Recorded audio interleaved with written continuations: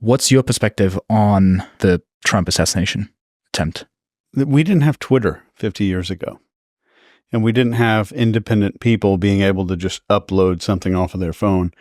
And it is utterly incredible how much weird stuff is going on.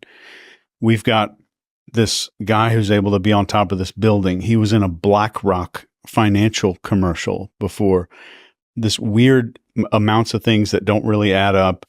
And there's so much going on, and there's so much data now that it's really hard to parse through. And I think people are maybe at an all-time high of not really trusting what the narrative that's being pushed down, like the government says this. And there's so many people that are less trusting now. And I think maybe that happened during the pandemic, during all of that kind of stuff. And it's amazing that if you just go back like 300 years, like we've been doing crazy, weird stuff like this for a long time. And it's open now. Like these documents are open and stuff. And if you just look at all this crazy stuff that's been happening that we've been involved with, like the mind control, the MK Ultra programs, and the weird stuff that we've been doing, it's kind of the mindset of most people that like, oh, we did all of that stuff back then, and we have a demonstrated history of doing it. Yes, we acknowledge that all that stuff happened, but yeah, today we don't do that anymore, and everything's on the up and up. And I think that's one of the reasons that some people are being really distrustful, especially there's so much stuff that doesn't really fit together. Does that make sense? Mm-hmm. Like what? Just the fact that this guy, and I don't know, I'm not a sniper or anything, but this dude is able to sit on top of this building for like a long time above all of these law enforcement officers who are inside that building. And the Secret Service doesn't do much about it. There's citizens reporting it long before the shooting even started. There's people reporting it to police. And apparently a police officer, I just read this morning in an official report, a police officer came up there, saw him on the roof with the rifle, and he pointed the rifle at the cop. And the cop like jumped off the roof or got injured or something and just got away. And still like somehow that report didn't make it up. So there's so many things that are just bizarre about this. And I think once the dust starts to settle, we're going to start getting a clearer narrative of it. Is there something that you're able to see with your background, 20 years in the military, training all these people and the government? Is there something that you see that maybe we can't? If any of this happens, I go through a checklist in my head, and I've never said this out loud, but I go through a checklist in my head. Was there motive for a group to have done this? And that's just a yes or no. And I'll let you just answer that in your head if you want. Is there motive for a group to have done this? And then I look at this person that they're announcing as the shooter, and this is for any kind of shooting incident. And I look at the degree of suggestibility. How suggestible is that person? And could they have been made to do this? And it's just a yes or no. I'm not saying that anybody was, but I'm always thinking this way of like, maybe something else is going on. But I always think that way of, I train psyops, and I train these people who do these kinds of things in other countries. They overthrow governments and they overthrow leaders. And I'm always looking at it from that perspective. Is there something going on? And there's a process that psyops uses, that our government uses in other countries to overthrow leaders. And just looking at that, which is open information online, there's a lot of strangely similar stuff going on here. I'm not an expert on politics or anything like that, and I'm not saying anything about what's going on definitively, but this is bizarre, absolutely bizarre. What makes you think it's bizarre? Just the lack of performance by the Secret Service? Yeah, I was just, Joe Rogan said this very recently. He had a guest on. He said this episode or this season of USA is absolutely crazy. Like all of the things that lined up for this entire event looked like it was written for some kind of a TV show. Him standing up after him, barely getting killed. This shooter being in a BlackRock commercial, being on the roof for so long and no one does anything about it. It's like an episode of 24 is what it seems like. It seems like it was written out. It's just bizarre, weird. So what are the things? So the fact that he was in the commercial, that he was on a roof for so long, that nobody intervened. Any other things that made you go, this something's fishy here? All of those things just lining up. And this guy, his parents reported him missing. And from what I can see, he would have had a kill shot if President Trump didn't turn his head. It's just unbelievable synchronicity of all of these weird things, all these coincidences starting to happen, all kind of piling up. Someone who regularly visited Lee Tardy Oswald, their home and work, also visited a building in Washington, D.C., located in Gallery Place. This is in the same vicinity of an FBI office on June 26, 2023. Whose device is this? Now, I don't know how Oversight Project works. I don't know how they get cell phone information. So, like, I'm telling you, I don't know how credible this is. This also says another device linked to Crooks visited Plymouth, Massachusetts. You can see here, travel to Plymouth, Massachusetts via Pittsburgh to Boston flight. They're tracking the cell phone, Logan International Airport.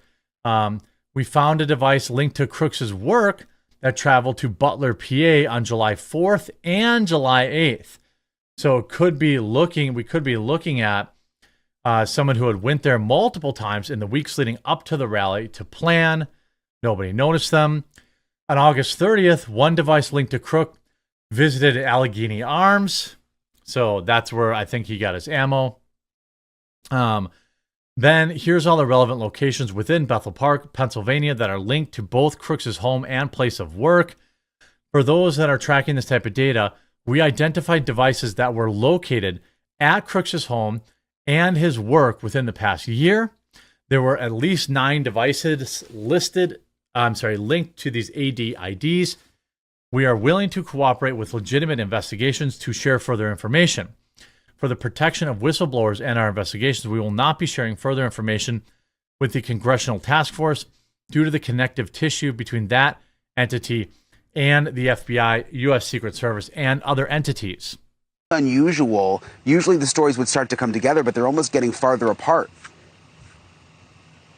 This is really troubling to me, having been at these and planned these events. The public communications plan is part of any protective model. When we would travel with the president, we would visit the hospitals, do a walkthrough of any place he might be treated, whether that was surgical bays or recovery areas. But we also scouted out small auditoriums where the press could be gathered and briefed. If you look at mass shootings in the past, if you look in Uvalde, within 24 hours, the public was given who, what, why, when, where, and how. Within 24 hours, they knew the basic motivations of the shooters, they knew the movements, and they knew the story from the police. If you look at the shooting in Parkland, within 24 hours, we knew those same things. In this case, the Secret Service failed to show up for the initial press conference, and since then, to my knowledge, hasn't gathered with local and state law enforcement and offered a press conference.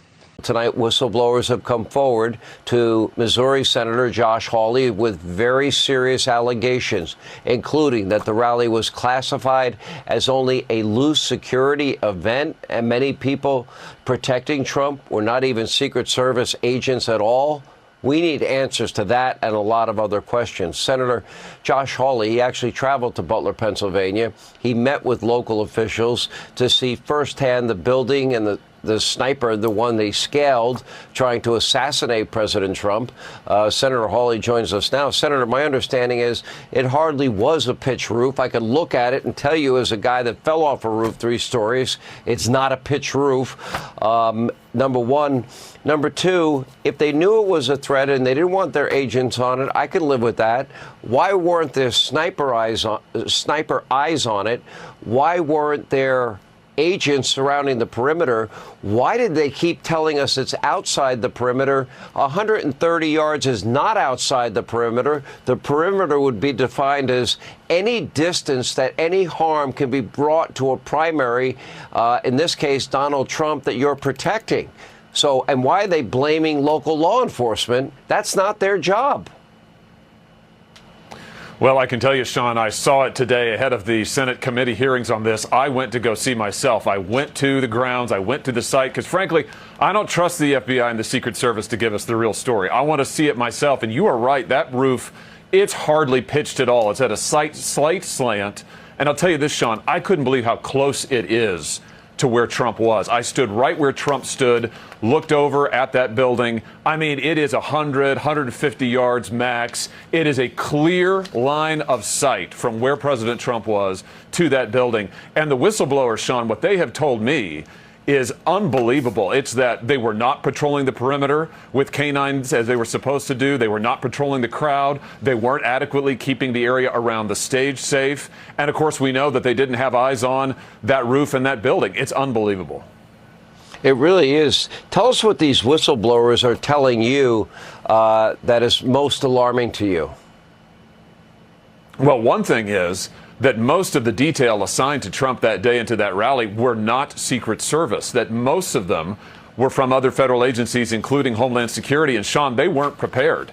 They didn't know what the procedures were. They did not have the site locked down. They were not adequately patrolling the perimeter. As you just said a moment ago, they were leaving huge gaps. Whistleblowers also tell us that they were allowing people to come into the grounds who weren't checked. They weren't monitoring who was getting up around the stage. I mean, it's unbelievable, Sean. And having been there today myself, I can tell you, it is so close. That building where the shooter fired from is so close to where Trump was. The idea that you could have all of this time elapse and nobody notices, no law enforcement notices he's on the roof. One other thing, Sean, whistleblowers tell me that law enforcement were actually on different channels, different radio communication channels. There were multiple different channels and they weren't coordinated. Sean, it's a total disaster. Somebody needs to resign for this. But they knew there was a suspect. You know, the guy had a rangefinder, for crying out loud. Who carries around a rangefinder with them? How stupid is this director? Well, we didn't want to put the officers at risk, so we put them inside the building, but not outside the perimeter of the building to make sure nobody got on top of the roof of the building. And why? You're telling me that it was mostly not Secret Service? And why are they blaming, again, local police? That's not their job. It's the job of the Secret Service. There are a lot of unanswered questions about the security failures that day. Questions about decisions made before the rally, questions about actions during the rally, and questions about statements made after the event concluded. Prior to the rally, why was the president's security detail denied requests for extra resources? Why weren't all the buildings secured? There were a finite number of buildings that needed to be secured. Why wasn't that done? Why was the president allowed to walk out on the stage when there was a suspicious person on the property? During the rally, what exactly happened between 6:09 and 6:14, those critical 5 minutes? We know from briefings from the director and the deputy director at the FBI and other information we've gathered that at 6:09, the shooter was identified on the roof. At 6:10, the counter sniper was notified. Counter sniper teams were notified about the shooter. 6:11, the shooter fired several shots, injuring and killing one person, injuring others. At 6:12, the counter sniper took down the shooter, and at 6:14, President Trump was escorted off the stage by Secret Service agents. We need to know what happened play by play, moment by moment, second by second, the communications that took place, again, during that critical 5 minutes. And then finally, after the rally, why did both the Secret Service and Secretary of Homeland Security Mayorkas lie to the American people? July 14th, the day after the attack, Secret Service spokesman Anthony Guglielmi said this, quote, "The assertion that a member of the former president's security team requested additional security resources that the U.S. Secret Service or the Department of Homeland Security rebuffed is absolutely false." The next day, Secretary Mayorkas said, "That is an unequivocally false assertion. We had not received any requests for additional security measures that were rebuffed." But 5 days later, top officials repeatedly rejected requests from Donald Trump's security detail for more personnel. And on the 21st of July, the New York Times, confirming what the Washington Post reported, said, quote, "Mr. Guglielmi acknowledged that the Secret Service had turned down requests for additional federal security assets for Mr. Trump's detail." 180-degree change. Why did they initially lie to us in the days after the attack in Pennsylvania? Finally, we hope to learn more today from Director Wray about the shooter, his use of the drone, the explosives that were in his car, how he got on the roof, and a host of other questions. It is our hope that Director Wray's testimony can begin to give answers to the American people about all of these questions and concerns. So, Director, we appreciate you being here, and we trust that you're going to be as transparent with the committee and the country as you possibly can.